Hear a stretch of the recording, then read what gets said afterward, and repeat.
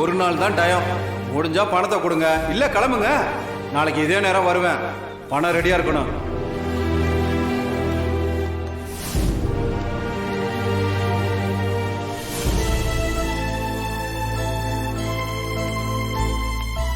ஏய், இங்க என்னடா பண்ணிட்டு இருக்க?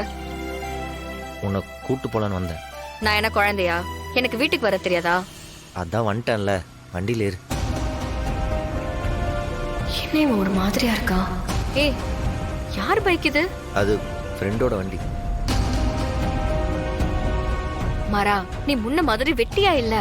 நம்ம இப்போ ஒரு பிசினஸ் ஆரம்பிச்சிருக்கோம், அது சக்சஸ்ஃபுல் ஆக்கணும்.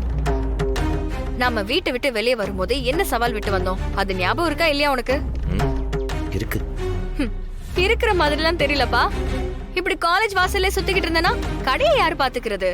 அது கடையெல்லாம் அப்புறம் பாத்துக்கலாம், நீ வண்டியில ஏறு. நான் உன் வண்டியில வர மாட்டேன்.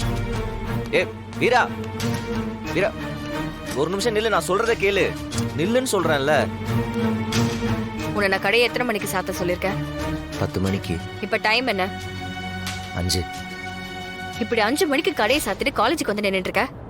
அது கடையில ஒரு சின்ன பிரச்சனை. பிரச்சனையா? என்ன பிரச்சனை? வீட்டுக்கு போய் பேசிக்கலாம் வா. மரா, இப்ப நீ சொல்ல போறியா இல்லையா?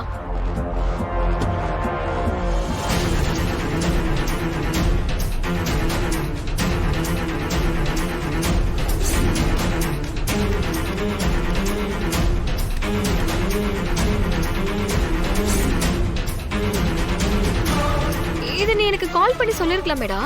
நீ கிளாஸ்ல இருப்ப, அத சொன்னா நீ கிளாஸ் கவனிப்பியா? மைண்டு ஃபுல்லா கடை தான் ஓடும், அதான் சொல்லல.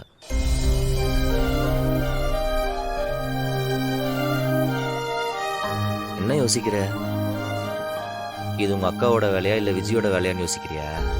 இல்லடா, கண்மணி தான் இப்ப நம்ம பக்கம் வந்துட்டாளே. அப்படிலாம் சொல்ல முடியாது. அவங்க மத்த எல்லாருக்காக தான் நம்ம கூட இருக்காங்க, அது ஓகே. ஆனா எனக்காகலாம் இல்லை.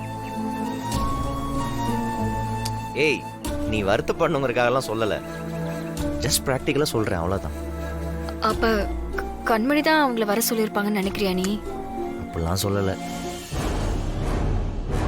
இது கண்டிப்பா விஜயோட வேலையா தான் இருக்கும். சரி, இப்ப நம்ம இதை எப்படி சரி பண்றது? ரோட்லயே வச்சு எல்லா கேள்விக்கும் பதில் கேட்ட எப்படி? வா வீட்டுக்கு போய் எல்லாம் பேசிக்கலாம், நீ வண்டியில இரு.